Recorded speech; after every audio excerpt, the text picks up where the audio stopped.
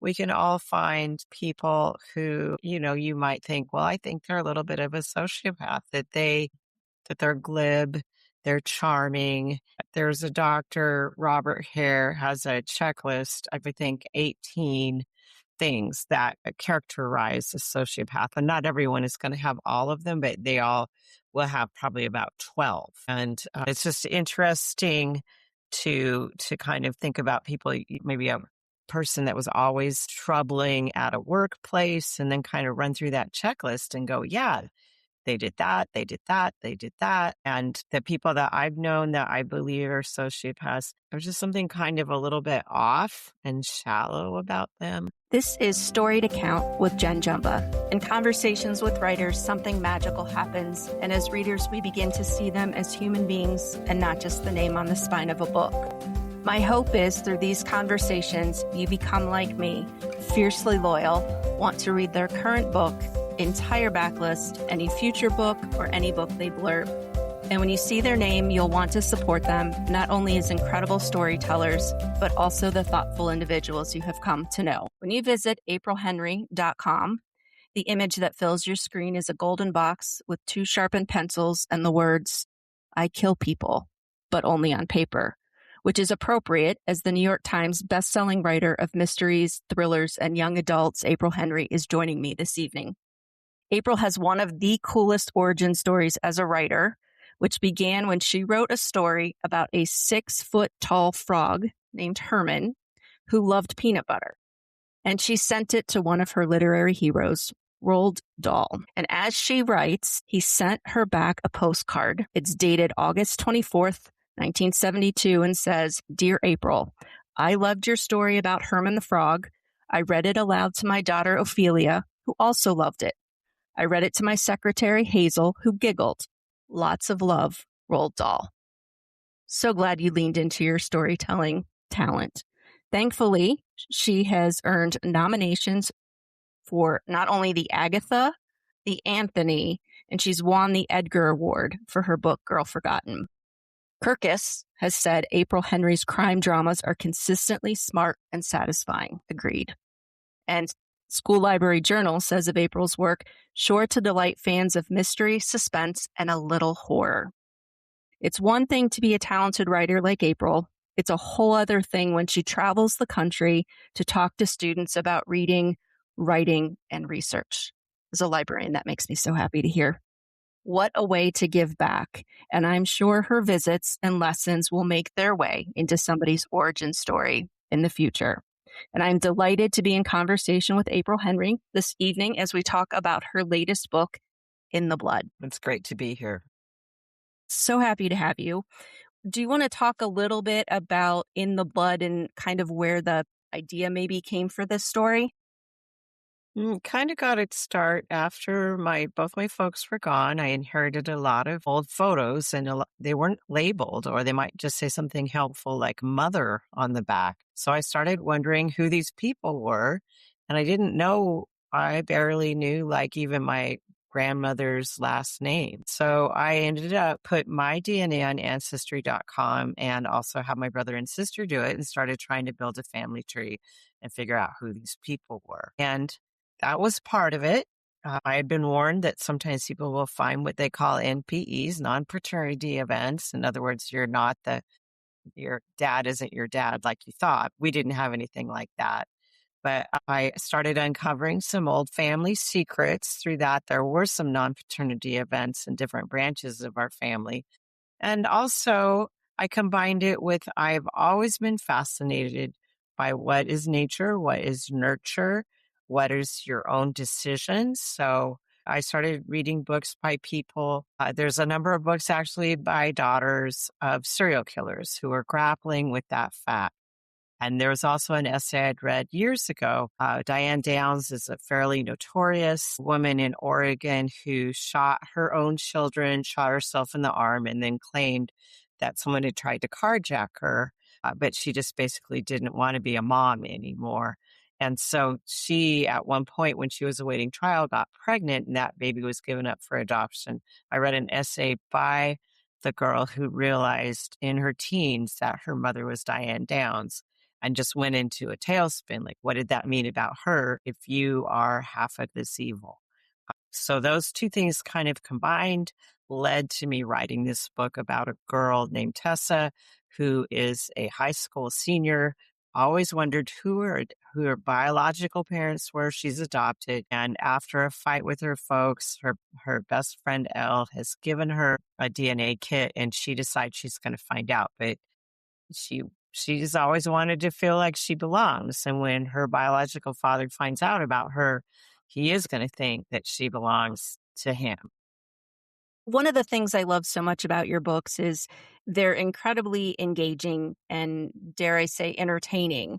But at the same time, we're grappling as readers with big questions. You started talking about nature versus nurture, right? And talking about DNA and sending away for the figure out kind of where her origins are, who her parents are. And I think a lot of younger kids, when they're adopted and know they're adopted, create all kinds of stories, who their parents might be, from a rock star to a movie Exactly. star to all kinds of things, hoping that there's some sort of resolution to finding out who they are. And at the same time, they also happen to be studying DNA in science class, which I think is Actually, I bought a biology textbook so that I could do it accurately. And it turns out I don't think I actually learned anything about DNA in high school. There was so much that I didn't understand at all. I didn't understand DNA recombination. I didn't understand how inheritance worked. Even some of the stuff I looked for activities that their teacher could be doing in class. And a lot of them ones I found were actually, if they were like 5 or 10 years old, it turned out that things had changed in the interim. I've read more than one book where the main character has blue eyes and realizes that he cannot be the child of both of his parents who both have brown eyes. And that's a huge like reveal. But it turns out even that fact that we were told isn't true. There are times where two brown eyed parents can have a blue eyed child. So I just wanted everything to be accurate. There is a pretty famous DNA genetic genealogy expert named Leah Larkin who has a blog called The DNA Geek. And she helped me set up my fictional family. I wanted to make it so it was hard for my main character to figure out who her biological parents were. And I created a family tree, and she pointed out didn't have enough steps in it. And I just want everything to be accurate. It's entertaining, but also if you learn something, I want you to learn something that's true. thank you for that. I wish you would have been writing some of the books I had back in school. But what's interesting is I did learn something. So I have notes, things that were like things I had no idea, that when people send away for the DNA test kits, that the ethnicity are estimates. There's not as much Yes. hard evidence for that. And I think so many people get caught up in like, oh, we're from this part of the world and this part of the world. And that is more of an estimate than it is accurate. It's going to depend on how many people they have in the database, and it's probably always being improved. I mean, if it says you're from Europe, that's probably right. Like right now, my husband, who we know is 50% Italian, is only showing up as about 30% Italian, but the family group was on the border between Italy and Switzerland. So that Okay. probably is reflecting some of it. Now, sometimes people will say, we have a story in our family. We're all descended from a Cherokee princess. And the reason that doesn't show up in my DNA is that there's not enough Native Americans who test it. But that's probably not true. The truth is probably they're not descended from a Cherokee princess, even though we all wish we were. I mean, there was a family story in my family that we were part Native American, and we are just so white. I think it was that my grandfather's brother married a Native American woman. And so there is a branch of the family that is Native American, but it's not in my DNA. Right. You also, first of all, your website is incredible. Just wonderful resources and wonderful stories that you tell. You write wonderful books. That goes without saying. But even the essays that you write with the questions that people think, like, how did you do the research or how did this happen? But when you were looking back, you found that there were some criminals in your family. Yeah, there's quite a few criminals in my family. My probably the biggest shock was learning that my grandmother, who didn't get married until she was 32 and didn't have her first kid until she was 36, which in 1923 was really old. You Right. wouldn't be having a first child then. And I just figured it was because she was so mean and crabby, but I found out that when she was 18, she had gotten in trouble for kissing her boyfriend, and the guy was told to get away from her, and he said, "No, I want to marry her." So they were allowed to continue to date, but he came home from a date one night and ended up kissing her goodbye. And her father stormed out of the house with a shotgun and shot him in the street. And my grandmother was out there screaming and crying and trying to put his head in her lap. And her dad actually stood over her because this is in the court testimony. He said, "Well, it's all your fault. You were always hugging and kissing on that boy, and I couldn't trust you around him." And his defense was basically the 1906 version of slut shaming. He was saying, "You're just Wow. cannot be trusted, and I had to protect your virtue." And therefore, he said he shouldn't go to prison for murder. He didn't get his conviction overturned, but he only served 2 years in prison for murder. Meanwhile, I've met other relatives that descended from it, like one of her brothers or sisters, and I've had people tell me seriously, "Well, it was her fault." That he was forced to do that. And I'm like, forced to shoot somebody in the Wow. street? No, I don't think so. So, but it explained a lot about my grandma and how I'm sure if she were alive now, she would come back and kill me because it was such a hushed up family secret. I don't think the man she ultimately married knew about it. It was probably the most horrific event of her life. I would have to be without a doubt, and it also makes me think about narrative, the stories that we tell ourselves to kinda shape why we think a certain way or why we do a certain thing, Hmm. to then justify the means type of thing with the story that we're telling ourselves, and for family members to say, "Yeah, it's her fault." It's all really complicated. I also last summer I worked with a researcher at the National Archives who went in, and my great great great grandfather, turns out he just like scammed his way through everything. He was supposed to get some land, and for being in the military, he said he didn't get it, but that's his definitely his signature on the paperwork. He lied about how old he was, and he seems to have faked his own death and then remarried 2 more times in Alabama while my great-great-grandmother was getting his pension. So, I wish I could figure all of that out. I've spent so much time trying to reach out to people, getting the little clues in there, and it's just there's a bunch like that, though. I think if you go back in anyone's family tree. Right. And they say, like, truth is stranger than fiction, and I think in Right. many cases, yes. I mean, this sounds to me like a book that you're working on. There's a Yeah. right. The problem with historicals is I had a small section from the point of view of a girl who died on the Oregon Trail, and that was in The Lonely Dead. So she's a ghost. She talks to my Mhm. main character. She's only in the book for 3 pages, but I did so much research. I went to the Oregon Trail Museum. I got Pioneer Diaries through Interlibrary Loan. I wanted to make sure that every word she said would be a word that someone would use in like 1855. And so I think if I really did something that was set in that past, I would just get so bogged down in what exactly does their underwear look like? Even if I'm never going to talk about their underwear, I want to make sure that it's But you accurate. yeah, well, I mean, first of all, let me just, like, tip my hat and applaud your research skills and your desire to get things right. I think that's incredible. What makes me kind of sad sometimes is the amount of research that you do that, ends up, quote, unquote, "on the cutting room floor" and Right. doesn't quite make it into the book. But I have to think that all that research helps inform you of who that character is that you're writing and why they're doing Hmm. what they're doing. So, while we might not know all of the details, you do and present them in a way to us as readers that we're like, "Okay, I understand that character." So it's not Right. wasted I by any means. think too is just I feel like it's a bonus for me if I learn something that I didn't know before. I'll be like, "Oh, that's really interesting. I did not know that was how that worked," or that was even if I don't use it, I feel like it's just kind of a bonus to me as a person that I've learned something. Oh my gosh, I'm gonna take you to the next, like, pub trivia because I think between the 2 of us, we do all right. We'd kill it.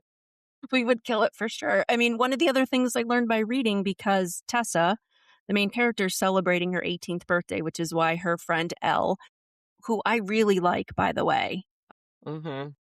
gives her this gift, but she does it discreetly so that Tessa can make the decision that's right for her. She just presents the opportunity and kind of steps back and says, it's up to you. But learning that when you turn 18, you can rent a U-Haul, but not a car. I You mean, that was know, a my fun fact. editor argued with me. She's like, "Why would they let that happen? You must have made that up." And I'm like, I even went and make sure. I remember from when my own daughter talked about that. I was like, "What? That makes no sense." I don't know if it's that U-Haul's counting on college students that are off to, need to move their belongings, but it is true that it's 25 to rent a car, but only 18 for a U-Haul truck, which seems like it's way more dangerous to drive. Yes, I would agree. The other theme that comes up that you talked a little bit about before was nature versus nurture.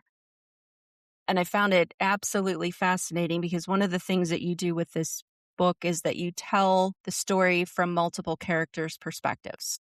Mhm. So we're reading Tessa's perspective, and then we're also getting who her father may or may not be, Quentin, Mhm. his perspective. And he's not a nice guy, and at the No, same he's time, you're definitely a sociopath. yeah, without a doubt. And so it does because there's a point in here where he's, thinking about himself and whether or not it was the reason he was the way he was because he grew up and he was abused and he was neglected. And so does that explain why he does what he does? And then I think you and I can think of other people who have grown up probably in similar circumstances and are not like that they're Right. incredibly good, kind people who, so I find, Yeah, looking at sociopaths is just fascinating to me. Like, they've done some studies where you can show people a series of slides and you can have one, it appears, that is so quick and that it is only subliminal, that you consciously have no idea that you saw it. And I think they also have to do some kind of task. Well, if you're a regular person and like a bloody knife shows up on that screen, but so quickly you don't ever process it, but you will falter. Your ability to do the task goes downhill. If you're a sociopath, you don't falter. It doesn't disturb you. They they just I don't know whether it's inborn. I've known some people who are sociopaths. Now most sociopaths are not murderers or killers. They just have this inability to realize that other people are real and are as important as them. They're more just like kind of props around them. They're not real to them. no, it was amazing to read from his perspective and how he approached things. I mean, he talks about his memories made tangible, the tension left his shoulders, Mhm. and he looked at projects, victims as Mhm. projects in this book. Like it Yes. was the beginning, and that was like kind of analogous to the research, finding out what they like, where they go, when they go. Right. Which is really unnerving when you're reading it, right? And hearing things, you kind of flinch when you're reading. And then the actual act of, coming in contact with the victim or his project and then the end of the project. I mean, it is scary to hear somebody's perspective, to not have any kind of remorse. Yeah, I'm amazed. And Yeah. I'm curious and intrigued by like what makes somebody do something like that. I don't think we really know there because, you can have people that grow up in the exact same family situation and they're just seem to be lacking. Like I said, most of them are not going to go on and kill people. They're just going to kind of be maybe mooching off of people. They're going to lie a lot, lie very easily. They get caught in their lies. They just tell another lie. I mean, if we think back, we can all find people who, you might think, well, I think they're a little bit of a sociopath, that they're glib, They're charming. There's a doctor, Robert Hare, has a checklist of, I think, 18 things that characterize a sociopath. And not everyone is going to have all of them, but they all will have probably about 12. And it's just interesting to kind of think about people, maybe a person that was always troubling at a workplace, and then kind of run through that checklist and go, yeah, they did that, they did that, they did that. And the people that I've known that I believe are sociopaths, they there's just something kind of a little bit off and shallow about them. I remember I met this one guy, and when I had just met him, and he told me that he couldn't decide whether he was going to be a famous actor or a famous musician. And he was working as a baggage handler for an airline, and he's an adult. You're like, those aren't like choices that people make. He actually ended up being a musician, had something in rotation on like MTV and stuff, but he just kind of scammed his way into it and just left a lot of people holding the bag over and over again. Yeah, I think that's the very clever, and I think that's the thing that is probably the most unsettling is that you meet them and they're a little bit off, but yet somewhat likable. There's a charming. Yeah, they do have a charm. They're not. They don't look like a monster, right? And I guess that's the No, thing is that you would want somebody. I mean, maybe that's probably the wrong word. You would expect somebody who's a sociopath, who's a serial killer, to look a certain way. I might even have that in the book, that You there's do. that character who says that if we could tell who they were by how they looked, it would be so easy. But people, I mean, there's kind of a joke that people always say, oh, they were so quiet, they were so polite, they were so nice. I never would have guessed they were like that. I mean, I guess the one thing we have going for us, it's much, much harder to get away with things now. With DNA and evidence collection, it's much harder to be like a serial killer. I mean, that's why this guy he understands how it all works. So he has like an evidence vacuum, and he gets clothes from Goodwill so that if he leaves things behind, that it's not going to be linked to him. Yeah, it is. It is really interesting. You brought up technology because that was something else that I wanted to touch on. Is that I mean, is there an opportunity to commit a perfect crime in today's world where everything is surveilled and people always have their phones and recording? I mean, I guess if there were a perfect crime, we wouldn't know about it, but Well, yeah, nonetheless, that's a good point. everything is tracked. There was a Yeah. cop in Ohio who was a multiple rapist, and he was not caught for a long time. He was very good at making sure that he did not leave any DNA evidence on people. But it's increasingly difficult. It used to be that you would need DNA, like blood or saliva or whatever. You would need something about the size of a nickel to be able to get DNA out of it. Now, just briefly touching something can be enough to leave DNA. People are different in terms of how much DNA they shed. Some people they call them super shedders. They leave more stuff behind. But I don't, there's less and less opportunity to create the perfect crime. Thank goodness. Maybe the best you could do would be to super muddy the waters. There was a case here in Portland where a man was shot who worked at a convenience store, and they recovered a hat they knew the killer had worn, but they got six different people's DNA off the hat. And then they were like, didn't, that was the only thing that led to this one guy being arrested. But they were like, gosh, there's six different people on here. How can we say that he is definitively the one? Just because he wore the hat doesn't mean he was the one who shot the clerk. So he was, and I thought that was appropriate that he was not convicted, because I felt like it was too hard without any Yeah. other evidence to place him there. Right. The other perspective that you have telling the story is Keisha as Hmm. a member of the police force. And you do a really great job giving us glimpses into what that process is like. I mean, it's almost like a tripod where you have Tessa, who's the main character, wanting to figure out where she is. You have a serial killer perspective and why he's doing what he's doing. And then you have a police officer kind of talking about the process to try to find who this Portland phantom is who's been terrorizing people.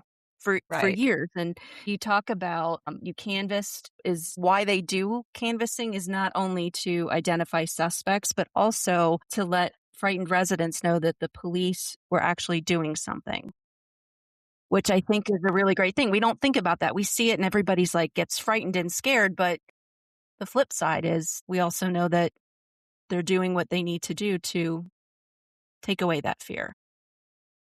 Yeah, I have a friend who's a retired cop, and she's really useful in terms of, like, asking her, "Well, how would this happen? What would this happen?" And I also asked about how could I get Keisha to talk her way into this task force, Hmm. and ran those chapters by her that she kind of almost a little bit pushes her luck to get onto that task force because she is quite young.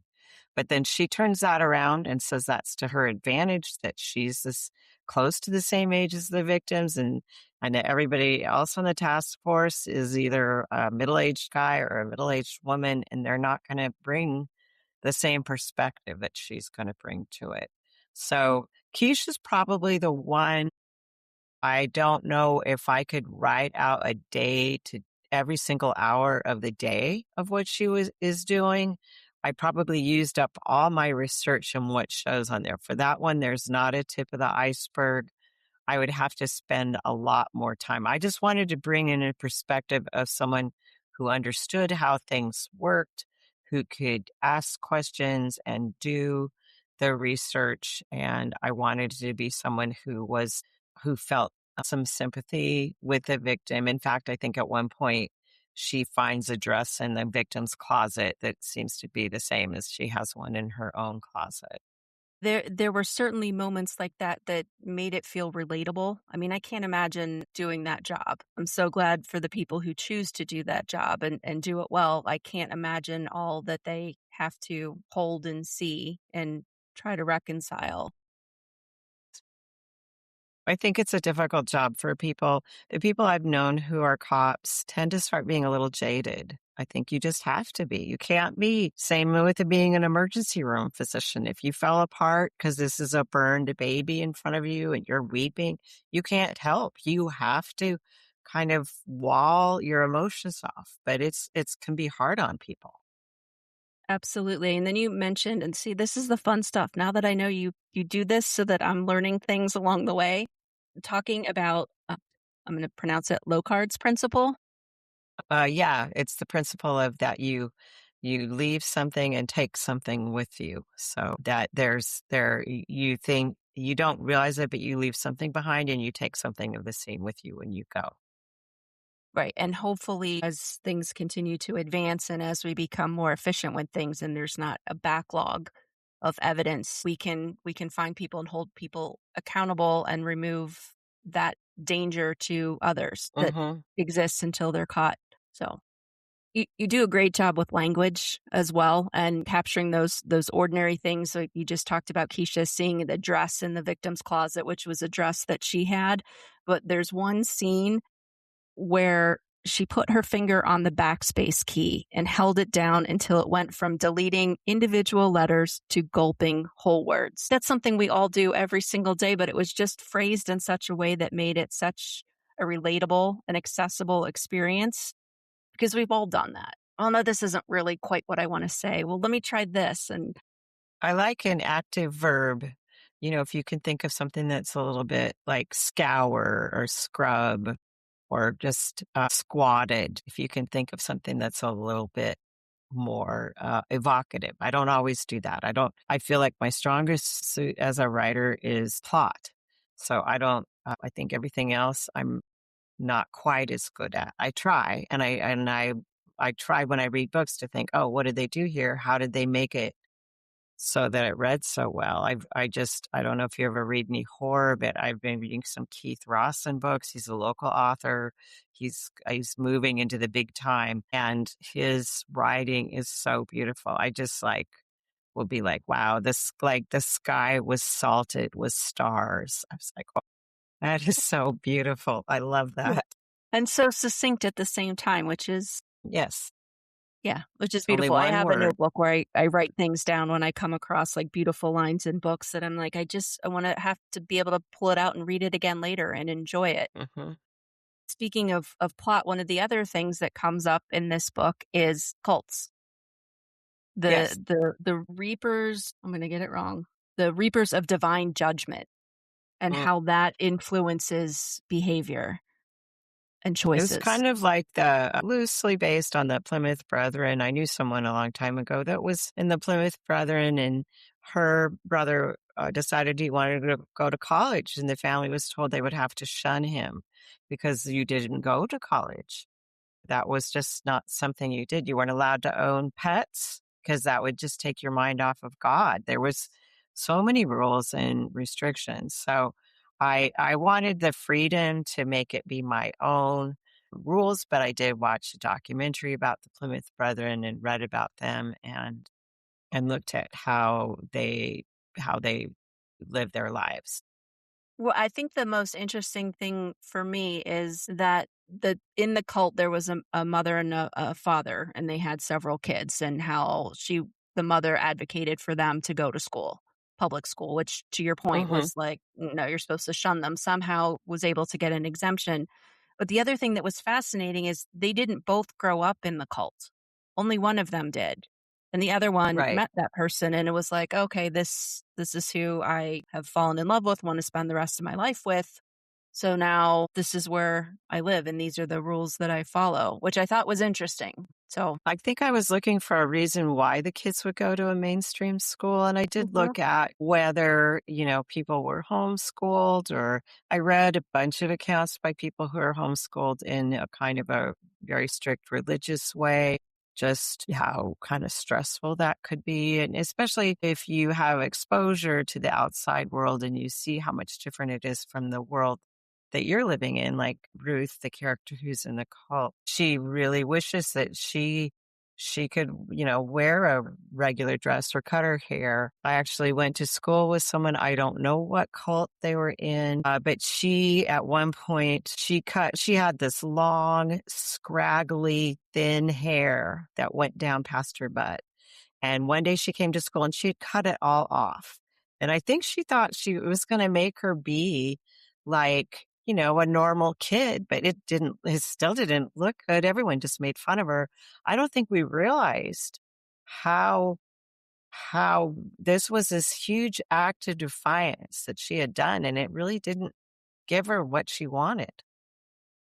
So I thought of her when I was writing that. I'm very curious. Maybe our high school reunion, I'll see someone who knows what group she was in, because she was clearly, they had to wear dresses past their elbows, always a dress, never right. cut their hair, some kind of odd religious thing. Yeah, it's to me it's fascinating. And the other thing I think that is really cool is Tessa as a character is also a writer. That's kind of how she kind of escapes and wants to process things. And I think there's a line in here, and makes me think I'm going to ask if this is kind of how you are. But did they know the thrill of a story unspooling in your mind, characters who seemed more real than most people, scenes that left even you gasping in surprise? With just a few black marks on white paper, Tessa could transport readers to other worlds. I do feel like that. It does feel like magic that I can create this world and invite other people to live in it. And part of the reason that I had her become a writer was years ago. I was taking a writing class. It was before I was published. There was another woman in there who, in 1968, she got pregnant from her high school boyfriend, and her dad sent her off to Haight Ashbury, I guess not realize there was an unwed mother's home, and she gave up the baby for adoption. And she, in this class we were taking, she would continually write short stories about what she wanted to have. The woman was waiting to meet her birth son. She had put her name on the list and was really hoping someday she would meet him, but she could never write very much of her story. She would just kind of stop with the person waiting on a park bench, for her son to come into view. And she ultimately did meet her son, and it turned out he'd had a great childhood. And actually, he asked about his dad. She hadn't seen the guy since 1968, and this was in the 80s sometime. And they ended up going to see him. He lived outside of Seattle, and they got married. So they were like their kid was like 27 or something at that point. But I just remembered how she had struggled and used her writing to try and work through what it was going to be like if she ever got to meet her son. And so I decided that Tessa would be a writer. And of course, I stole some stuff for myself too about, what is it like to be a writer? Yeah, I mean, it is so well said, and I'm always amazed at you all as writers and the gift that you all have. Because I would say we all have roughly access to the same words. I mean, there might be some words like Locard's principle, which I didn't know, but you put them together in a way that creates a scene, that creates a setting, that creates a mood, that creates characters. It's such a gift. And so I just want to, first of all, just say thank you for that, because I think that's terrific. And while Tessa may escape into story writing, I think as readers, we escape into the stories that are written. So it's a wonderful gift Right. that you all have. It means a lot to me when I'm on TikTok and I hear from a lot of readers on there, and so many of them, probably 2 or 3 times a week, I'll hear from someone who said, "I wasn't a reader till I read your books, and now I like books." And I'm like, "Wow, that is the best compliment." That's like being some life-saving surgeon because I feel like books change lives. Absolutely. They are so transformative. We all know people read for different reasons, whether they want to learn, whether they want to escape. I think one of the greatest things that books also do is allow you to see yourself in a book so you don't feel Mhm. alone as a Yes. reader. I mean, we all go through tough stuff, and sometimes it's not that you wish a character bad, but to see a character going through something similar to you, I think is incredibly comforting. Right. I like that woman who talked about the theory of books are mirrors, windows, and sliding glass doors. So you see yourself, you see someone else, and or you can kind of step into their lives. So I do hear from a lot of teens who are dealing with something traumatic, and I guess watching my characters deal with something maybe different, but that's also traumatic, it, Mhm. it kind of sucks them in. But I still have kids that I correspond with that aren't kids anymore. They're like out of college.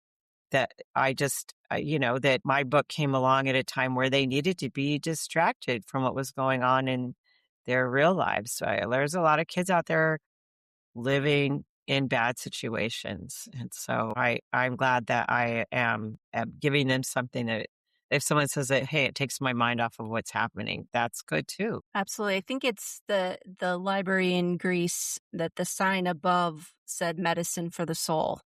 And Hmm. and I firmly believe that books do that on so many different levels. And I'm so glad that they take the time to reach out to you. Yeah, TikTok's been a surprising place. I only started getting serious about it a couple of years ago. Yeah. And I was just surprised how many kids I hear from on there. Yeah, you I you shouldn't meet say, them where they are, not just in with your books and meeting them where they are in their life experience, but then in terms hmm of where to connect with them. I think that's really special. So, thinking a little bit more about some of the other themes is we talked a little bit about technology, but AI is such a I don't even know what to say that is appropriate to be on a podcast in terms of AI until I can start doing my it's laundry, it's a folding. weird it's a weird thing. Like we were just in Europe last week and there was a bunch of things we wanted to do in Munich. And so I typed now that Google does more AI stuff, I said, here's the like 8 things we want to do. What would make the most sense? And I just hit return and it immediately gave me an answer. That was kind of weird. I mean, it was useful, but also weird. And then I have 22 books in the Anthropic settlement that were all illegally downloaded and used to create their large language models. I had an experience recently with a teen. I'm not even going to name the state, but a 13-year-old boy was super excited. He'd written his own book. He handed me was probably about 50 pages that were all bound. And I started reading it and I just kind of felt hinky about it. So I reached out to his teacher and she talked to the mom and I said, is there any chance he used Chat GTP? And the mom said she quizzed him several times and he said, no, he'd only used it like to help him for one thing. And he'd also used dictionary.com. And so I read the whole thing and I gave him a whole bunch of feedback. I was like, oh, this is where your thing the chapter really starts here. This is good. This analogy doesn't make that much sense.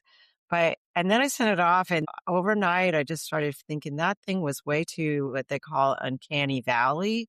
It had all these cool sounding metaphors, but if you thought about them, they really didn't make sense. Textures that wouldn't have been on it, like the rough texture of laminate. And I'm like, well, laminate's not rough.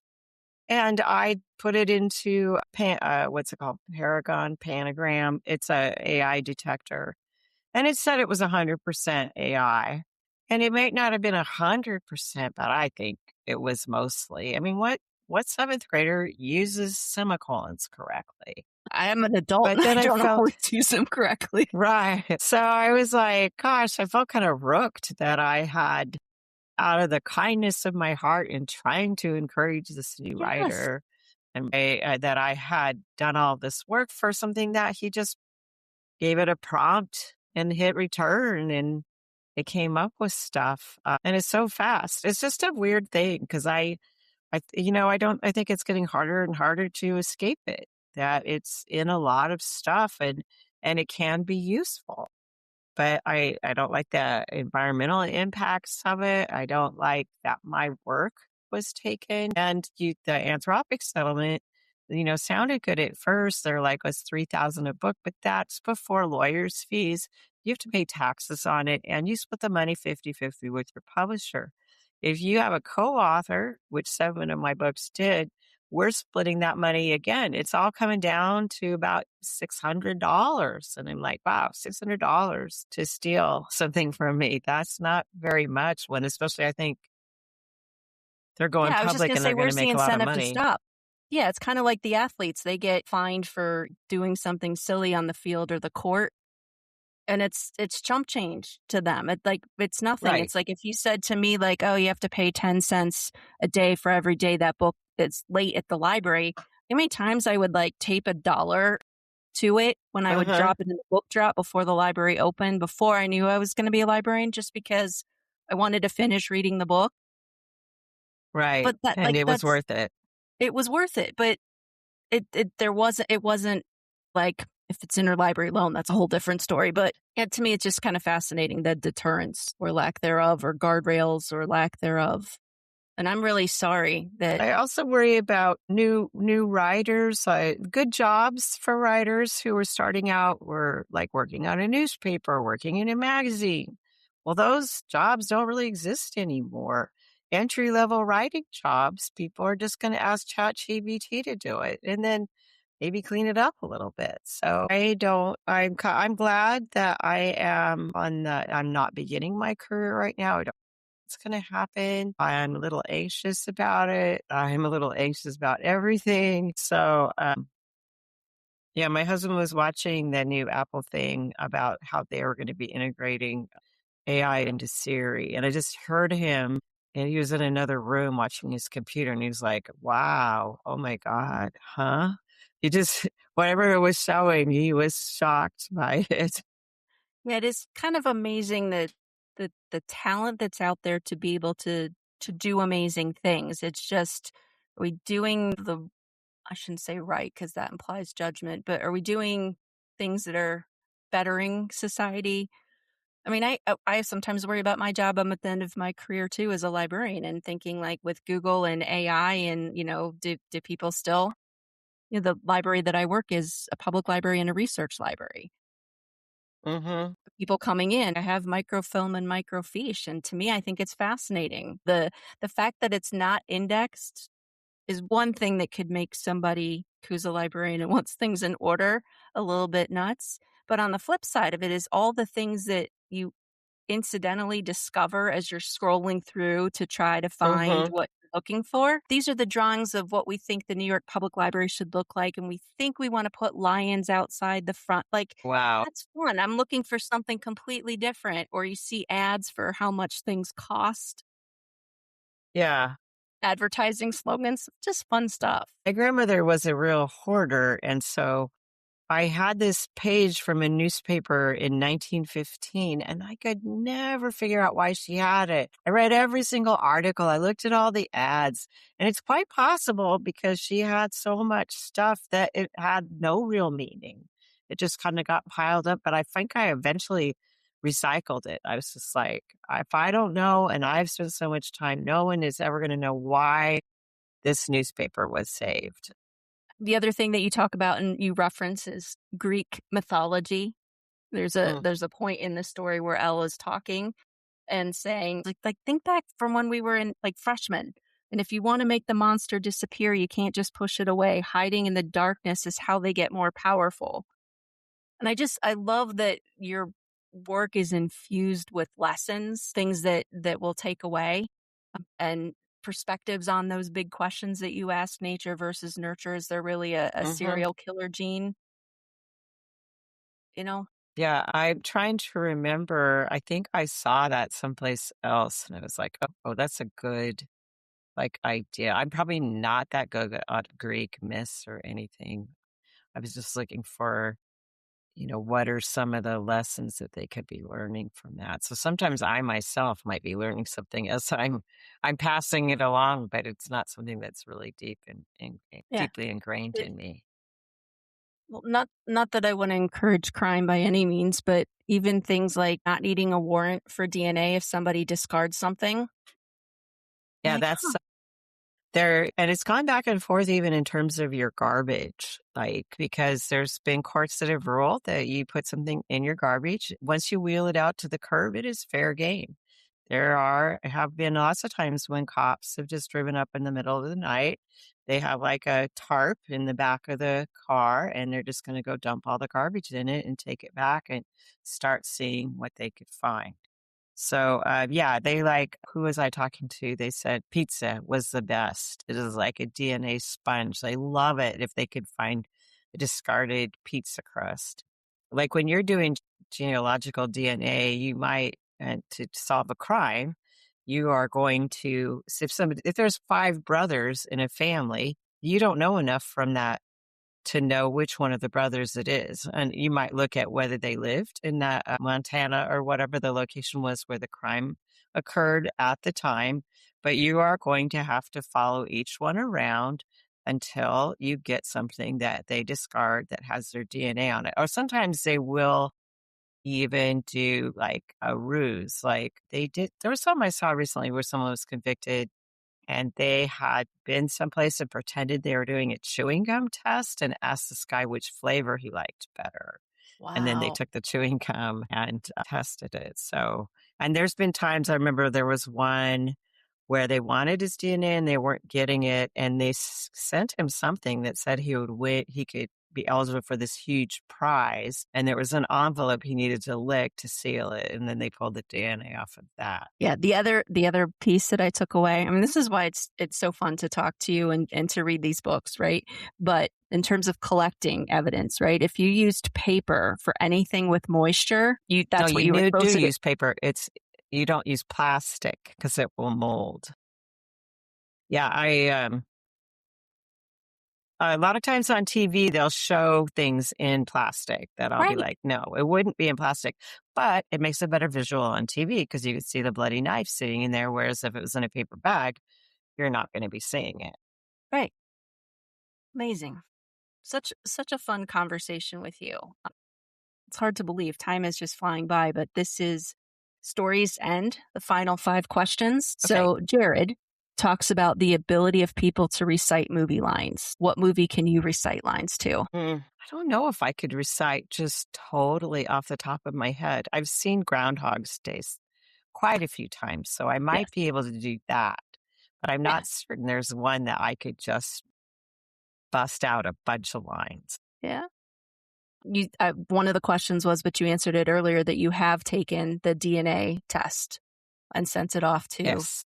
to do your family What's tree. interesting is that I have done it through several sites because sometimes sites won't let you download the DNA. They want you to take their test. So I've done it through like MyHeritage, Ancestry, then downloaded stuff onto GEDmatch. but no one ever says, which is that my DNA is abnormal. I have 46 and a half chromosomes. So I got a DNA test done for genetic reasons, and it says that I'm an abnormal female. But there's other people in my family that have it, and so at the time my parents were alive, and they just said, "Well, it must be benign because it has to have come from one of your parents, and they're both alive, so you shouldn't worry about it." Every now and then I try to Google it to see if they've discovered anything more about it, but Maybe it's a last storytelling time I gene. looked, they hadn't. Right. Quentin's wife, which I think is so funny, collects Mhm. precious moment figurines. Mhm. I What spend a lot of time looking at Professor Moments figurines. Yeah. Is there anything that you collect? I'm trying to not be as much of a collector. I just feel like, oh, it's just gonna be we only have one kid, and she's gonna have to deal with all of it. So, I really like these dresses from a company called Zuri. So I do collect Zuri dresses, and each one has got a unique pattern that's made in like Kenya. So I do probably am a collector of those. And you could tell anybody about them because they always have 8 new patterns, and whatever they buy is not going to look anything like what you have. So there's tons of writers and librarians actually that wear Zuri. Okay. Well, note to self, I need to check that out. Next question. How do you spell okay? I spell it, hmm, gosh, I could go either way. Probably okay if it was a note. Well, it would be if there's someone says okay, I would say the letter O, the letter K. If I was going to say everything was okay, then I would spell it out Yeah. OKAY. Yeah. I don't know the Cool. right answer. No, there's no right answer. These are just interesting, fun things. And then the last question is, what song would you always put on a road trip playlist? Maybe something like Layla from Derek and the Dominoes, which is the old Eric Clapton before Eric Clapton got kind of a little bit crazy now, I think. But I like Agreed. this. I like the sadness and the longing in that song. I want to take a moment to say thank you to those of you who are listening, and even bigger thank you to April Henry for talking about In the Blood. In your acknowledgments, you mentioned that this book allowed you to explore biology, destiny, and self-determination, all of which describe this incredible story.